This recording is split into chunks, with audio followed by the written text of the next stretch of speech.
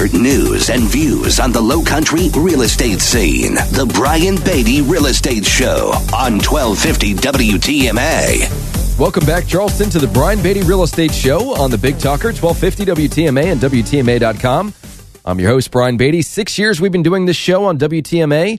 And, of course, I bring my expert news reviews of the housing market here in Charleston and really nationwide to help you better understand what's going on in our market, to prepare for an upcoming purchase, an upcoming sale, and really help you become an informed consumer. This is an education-based program, and I share my experiences as somebody that's been in the top 1% of agents here in Charleston for the past decade. And so I want to talk about the state of the market right now. We just had Tony Jamison, my lead listing specialist on my team, on the program to give some great advice to sellers thinking about selling their home this year. But there's a ton of information online that is confusing at best about the state of the real estate market. Is it up? Is it down? Is it affordable? Is it not affordable? Should I sell right now? Should I wait? Should I buy right now? Should I wait? Is really the question that people have. And so there was a story that came out written by a lady named Diana Olick. I love her segments. Very realistic approach to the state of the market. And the title of her most recent article was "The Unusually Large Drop in Home Sales Has Real Estate Agents Baffled." And I have to agree with her, as I very often do, in that real estate agents are trying to figure out why there was this huge drop in closings in December. It was down 6.4%, which is just an unusually large decline in closings.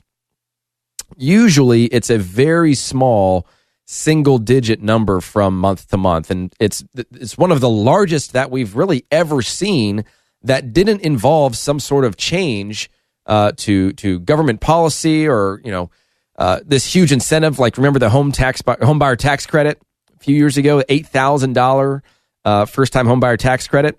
That certainly fueled our market.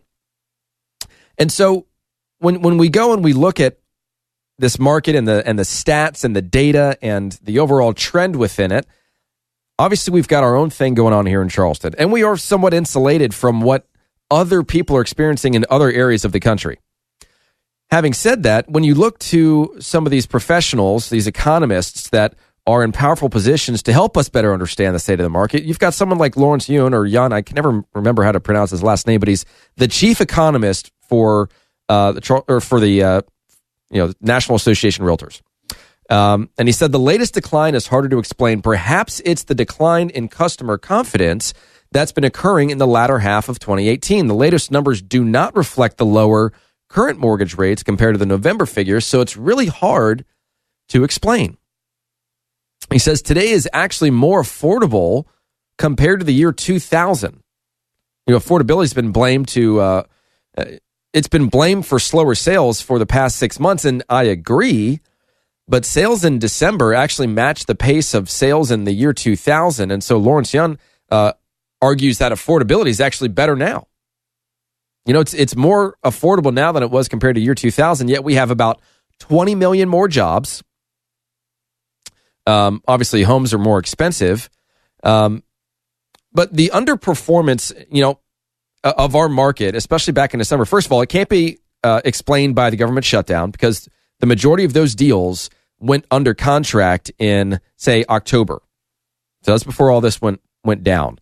And you can't really blame it all that much on interest rates for that specific month because interest rates didn't really move all that much in October. I mean, they started to actually slide down a little bit in November, and rates were higher in September as well. But it wasn't this sudden jump in interest rates. In fact, if we look back to year 2000, mortgage rates were twice what they are now. Obviously, home prices were lower then than they are now. But we've got a lot of positive demographics, a solid job market. A lot of that stuff usually offsets this, kind of relatively modest rise in mortgage rates. But it's been about 10 years since mortgage rates were as high as they were in November of last year. And you're starting to see it come down a little bit. It's obvious that our market is still very payment conscious. they are still very sensitive about value. So, I mean, if anything, the drop in sales that we've seen nationwide are due to the fact that home prices are actually starting to fall in many areas. You look at the West Coast and it's changing fairly rapidly. And it always seems to happen that whatever happens on the West Coast usually trickles over to the East Coast. But even in areas of Charleston, real estate is so specific. It is so local, it's so hyper-local that values in your neighborhood, values on your street could be different than comparing price ranges in other areas of your city. I see it happen all the time. When I do my analysis for what I believe we should list a home for, what it will sell for, how much time it will take to sell, there are some neighborhoods where we've had one sale in the past 12 months. We've got 8 properties on the market. So how are you going to be the person that sells your home next is the question. Are you willing to do what's necessary in order to achieve that? Those are some of the tough conversations that you need to have with your real estate agent. And if they're not brave enough to have those kinds of conversations with you, then you are just going to get thrown into the fray, and you're going to be one of those listings that sits and sits and sits. And then you're going to get frustrated, and then 6 months is going to go by, and you're going to hire another real estate agent, and you're going to hope that they tell you what you need to hear rather than what you want to hear.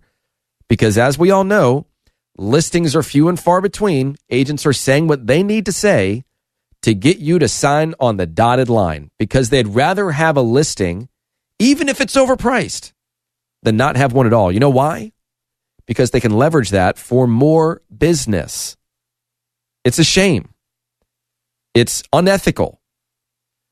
It's reality. Agents are doing this. I don't like taking listings that I don't believe will sell. I don't like spending my team's time and energy and my money marketing a property in which I don't feel confident I can achieve that seller's goal. And I'm very upfront about that. I don't want to waste your time. I don't want to waste my time. Let's put a plan together that makes sense.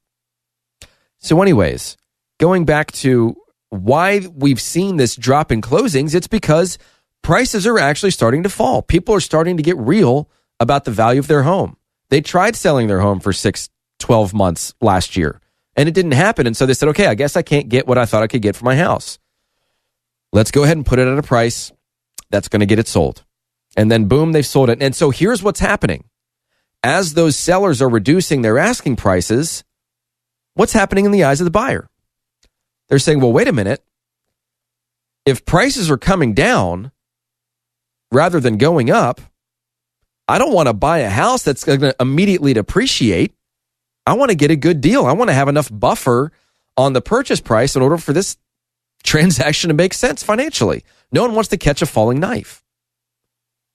And if you look at the median home price in 2018, it was across the board, it was $259,100. That is the highest we've ever had in U.S. history. And even though mortgage rates did drop in December and they're at around 4.5% right now, looking ahead for the rest of this year, I think a lot of people are going to be adjusting their opinion on what the interest rates should be or what they will be. I think it's going to come down just a little bit because, we always keep testing as a market to push this interest rate up, and it hasn't been working. Think about all the false starts we had for the threat of increased interest rates over the past several years. That never happened. Well, now they're starting to go up a little bit, and clearly the market's starting to freak out. So I expect there to be weaker existing home sales as this year continues to progress. And I think the biggest opportunity in the housing market right now rests in the hands of millennials.